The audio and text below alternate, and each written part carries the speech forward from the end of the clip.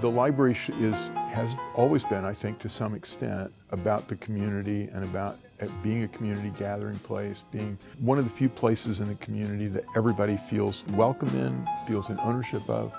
And with everything going virtual and fewer people coming to the library to check out books, our standard old-fashioned but still very important function, doing things that bring people in and bring people together, and particularly bring people from different parts of the community.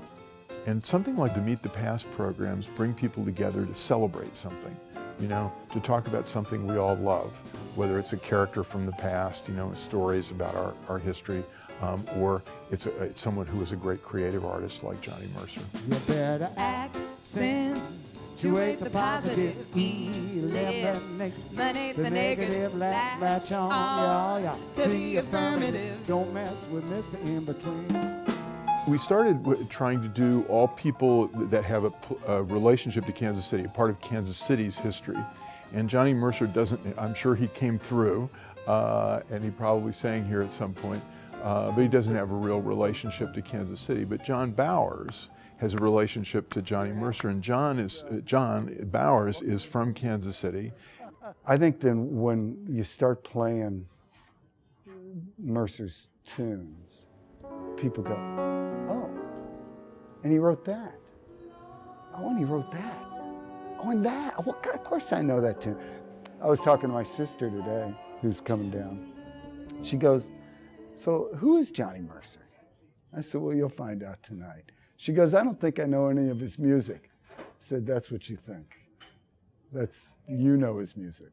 You know, we've never done this, but I've always wanted to do something, you know, with a, you know, sort of lively counterpoint to our sitting in chairs and talking with each other, and we're going to do it tonight.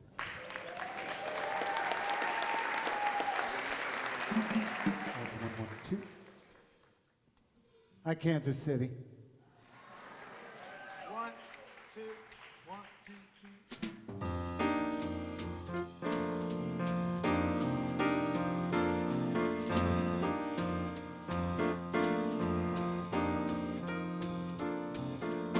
I don't care what the weatherman says when the weatherman says it's raining. Never see me complaining. Certain the sun will shine. I don't care where the weather vane points when the weather vane points to gloomy. Gotta be sunny to me when your eyes stare into mine. Oh, jeepers, creepers, where'd you get those peepers? Jeepers, creepers, where'd you get those eyes? Gosh, oh, get up, how'd they get so lit up? Gosh, oh, gee, oh, how'd they get that size? What we're going to do tonight, for instance, is we're going to talk about songs that people my age, and really people of any age, because it's still all out there. It's the American Songbook, where it came from.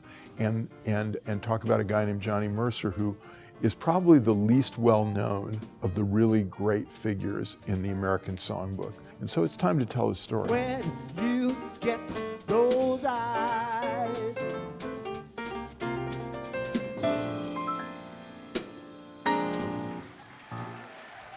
Thank you.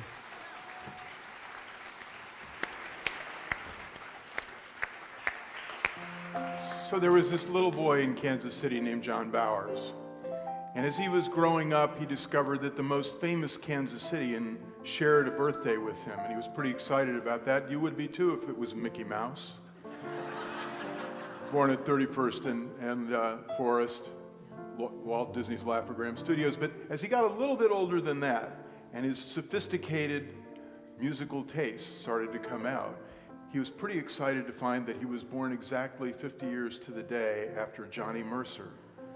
And he started playing Johnny Mercer songs like Satin Doll and Laura. And his mother said to him, "Why, John, little Johnny, you're playing my music." And he said, I said, well, Mom, is it really your music? Besides the fact, I'm old-fashioned. I love the moonlight. I love the old-fashioned things. the sound of rain upon my window pane. Didn't think I knew any of Johnny Mercer's music, but of course I did. You know, I knew Moon River, and I knew Days of Wine and Roses, and The Summer Wind, and Goody Goody, and You Must Have Been a Beautiful Baby. I knew all kinds of his music. Old-fashioned, I'll be old-fashioned. Come on and stay old-fashioned with me.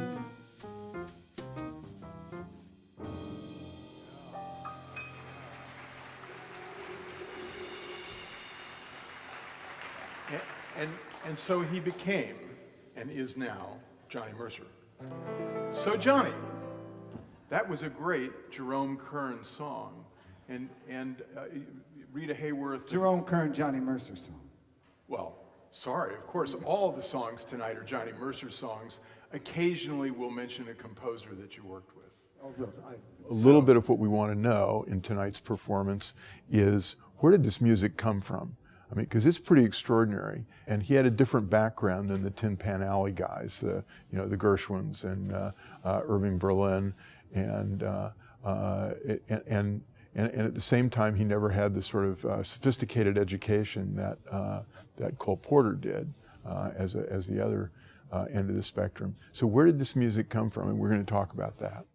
I was difficult for those composers, especially those New York guys who were used to, you know, someone to come into the room and spend the whole day, you know, hammering out a lyric. I might come into the room and I'd look around. I might be a little hungover, and I would almost always be late. And I'd find a couch maybe, and I'd kind of recline back, and I'd say, play me that song. And he'd play me the tune, and I'd say, play it again one more time. And I had a pretty good memory, Crosby. I could remember it, and I'd say, that's great, I'll get back to you. And then I would leave, and that drove them crazy. Yeah, but I always got back to them. You did. Sometimes I had a good look. It said you wrote on fire escapes, you wrote, you know, train stations, etc. But then there came a romantic phase, a kind of high, sophisticated romantic phase, and you started to do some, you know, pretty sophisticated love songs, and you know, day in, day out. Day out. Let's do that one. We got a nice surprise for everybody on this one. 1, 2, 1,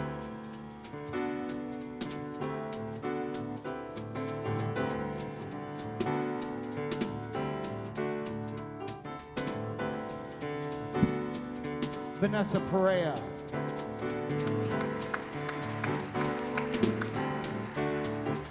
Day in, day out, the same old voodoo follows me about, the same old pounding in my heart whenever I think of you, and darling, I think of you, day in and day out, day out, day in. I needn't tell you how my days begin. When I awaken with a tingle, one possibility in view, that possibility of maybe seeing you.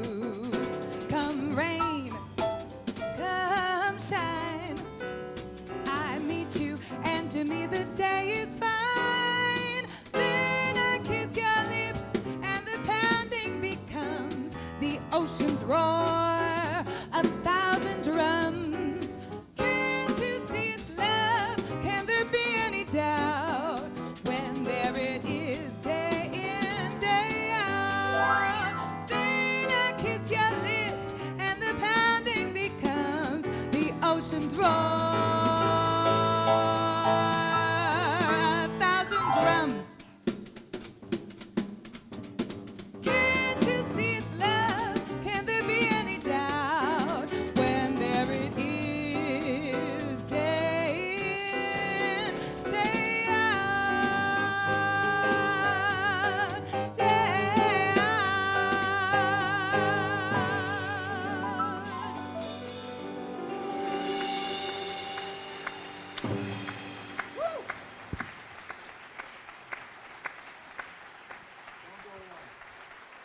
Now, Johnny, I'm forced at this point to lead you to talk about the woman who gave you the blues. Now, I'm not The one talking. Vanessa. I'm not talking about Johnny. Guarantee you, she's giving me nothing but happiness. Yeah, not Vanessa. She and not your wife, Johnny. Ginger, though she did her share. But we're talking about. I stayed with her. You did. You were a good Episcopalian choir boy from Savannah, Yeah. except in your relationship with Judy Garland. And you met under unusual circumstances. Her engagement party. I met her at Bob Hope's house. And Bob and Judy were to sing a duet together that night. But Bob said, Johnny, why don't you do this song with Judy? And Judy and I hit it off. We had great chemistry. And we decided we'd record a little together.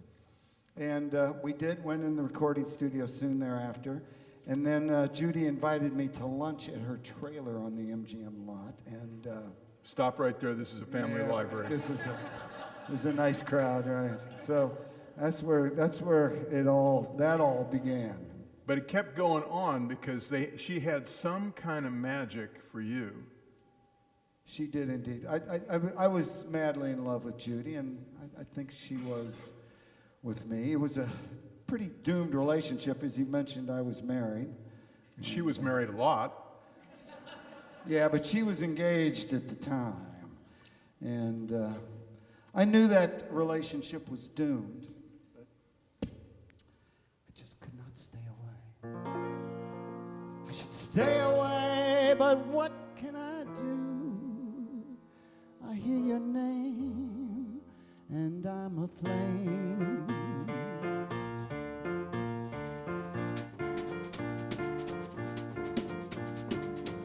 Old black magic's got me in a spell. That old black magic that you weave so well. Ooh, those icy fingers up and down my spine. The same old witchcraft when your eyes meet mine. That same old tingle that I feel inside. And then that elevator starts its ride. Down and down I go. Round and round I go. Like a leaf caught in the tide. I should stay away, but what can I do? I hear your name and I'm aflame. Flame with a burning desire. That only a kiss. Put out the fire. Oh, yeah. So, yeah, when I heard that I'm going to be Johnny Mercer, I said, oh, God, that's a stretch. I'm not an actor. But I have in my shows, I will say this, I sort of come to sort of just inhabit his character. And I've actually, when I introduced the band, I have as sort of a joke introduce myself as Johnny Mercer, because my name's John. So I've done that, and people get a kick out of that. And they sort of relate to that. So I said, well, maybe it won't be such a stretch. Called love, under that old black magic called love.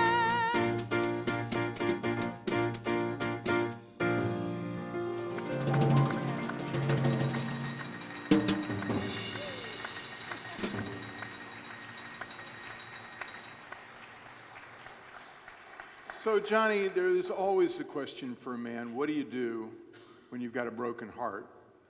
Can I offer you a drink? Sure. So, we could set one up for you, but, That's my demon right there. Right. You had a drinking problem, but you also made something out of that drinking problem. Well, Judy, I had really thought about leaving my wife. And I'd sort of made up my mind to do just that. And the morning that I finally got up the courage to go to Ginger and said, Ginger, and Ginger knew about Judy, by the way. I mean, everybody in Hollywood at that point did. And I went to her and I said, I basically said, I want out. I want to be with Judy. And she looked at me and she said, oh, is that right? And she pushed a little copy of Variety across the table, and on it was the headline, Judy Garland elopes. And you weren't there in the honeymoon suite. I was heartbroken. And so you did. And I did what I always did when I was. I started drinking again.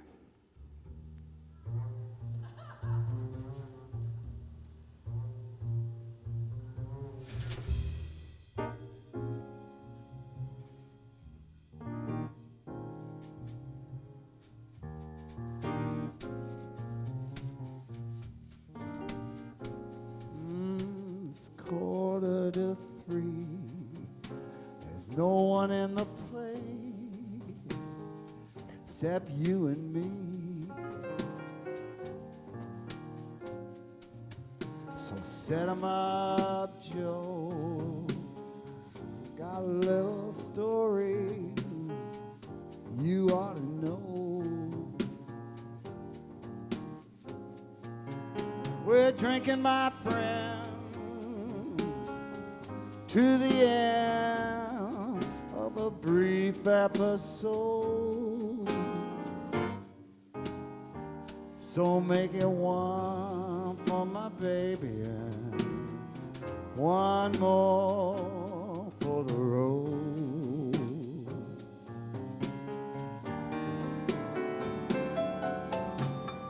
Meanwhile, I'll just have a drink and get on that piano and play. Oh, it's great music. Oh, yeah. They're fun to play, and they're fun to sing. And, you know, and a lot of them are jazz standards. And so they're fun to play on. Oh, they're a gas.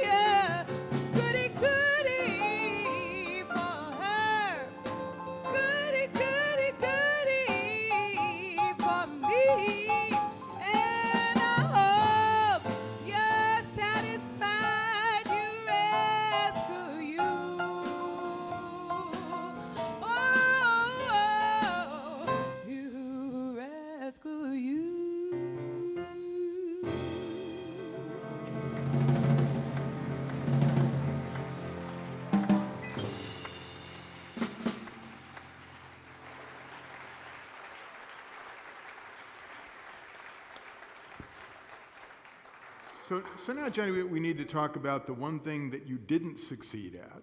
And you know, you looked at Cole Porter and the Gershwins and Irving Berlin and Rodgers and Hammerstein and Lerner and Loewe. There's something they could do that you never got to do, which is a hit Broadway musical. But where you did have success, you didn't have it on Broadway, but you had it in the movies. And you won 4 Oscars. Amazing. But the first really big hit, I mean, we've talked about a couple. How many Grammys did we win? But a couple of those movie songs, but the really big hit, the one that everybody here knows, that set off this career in the movies, dominating the Oscars, et cetera, was for a movie you never even saw. The movie was Laura. And the theme from Laura was quite a beautiful tune by David Raskin. And after the movie came out, people loved the tune so much. They started writing the producers and saying, "Where's the song? Where's the song? We want to buy the song." And so they started looking for lyricists. And I actually was the 3rd lyricist they came to. But according to David Raskin, I was the one that he always wanted. And I didn't see the movie, but everybody says the lyrics fit the movie perfectly. But it was such a gorgeous tune that I just let the melody sort of seep into me and let it create a mood.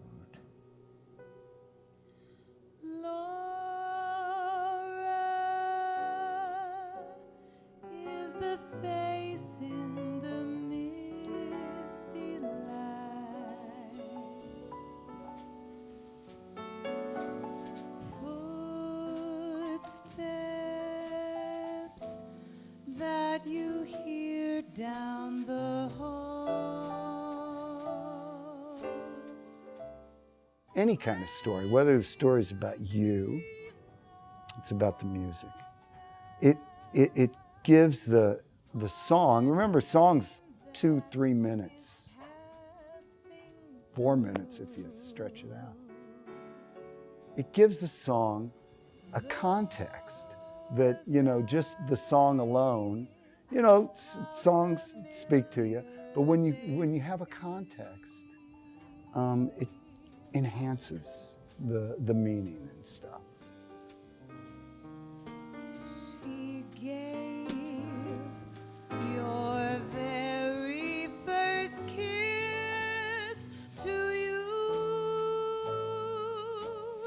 That was Laura, but she's only a dream.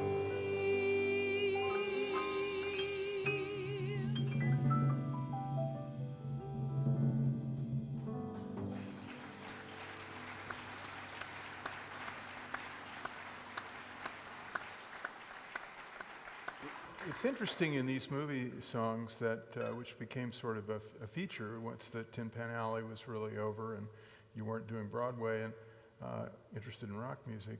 But the interesting theme within the themes of all your movie, great movie songs seems to me to be memory. Henry Mancini was writing the score for a movie that Audrey Hepburn was starring in. Breakfast at Tiffany's. Right. Truman Capote novel. Truman Capote, yeah. And And she wanted to sing.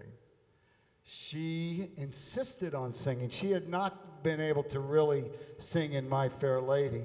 And by the time we got to Breakfast at Tiffany's, she was a big star. And she insisted on singing. And I wrote this tune for her, sort of kind of a childhood reverie of my childhood in Savannah. She was a Southern girl in the movie, so. Yeah, there's the Vernon River again. There's the Vernon River Though again. that doesn't quite work in the song title. No, it didn't. Vernon River, no, didn't work like that. But so they renamed that portion of the Vernon River where my childhood home was to Moon River, which they say Yeah. the sign that commemorates that is the most stolen sign in all of Georgia.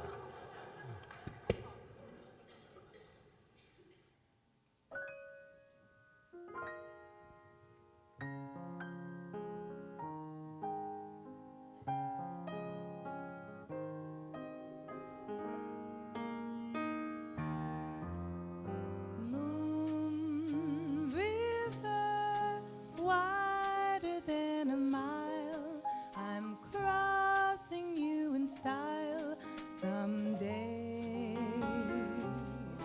Old dream maker, you heartbreaker, wherever you're going, I'm going your way. I think it also gives people a different idea what the library is all about. So there's a sort of the librarian shushing people and a lot of books in stacks and quiet and deadly dull is sometimes a view of the library. And so if we can change that view and tell people we're about exciting things that are happening in the community today, things we can bring the past alive for you, we've done a service for the library and the community. Huckleberry friend, Moon River, and me.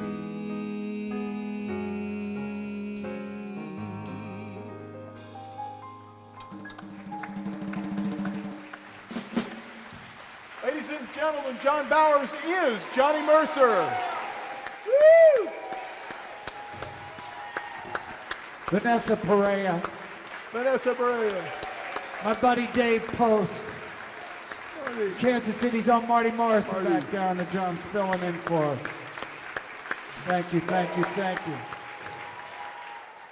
You know, it does occur to me that if I were Bobby Darin and you were Johnny Mercer, Which I am.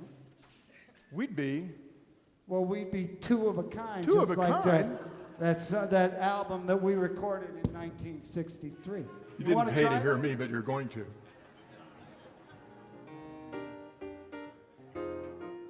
We're two of a kind. For your information, we're two of a. Why don't you sing? Two of a kind, it's my observation, we're two of a kind. Like peas in a pod, birds of a feather. Alone or together you'll find we are three of a kind.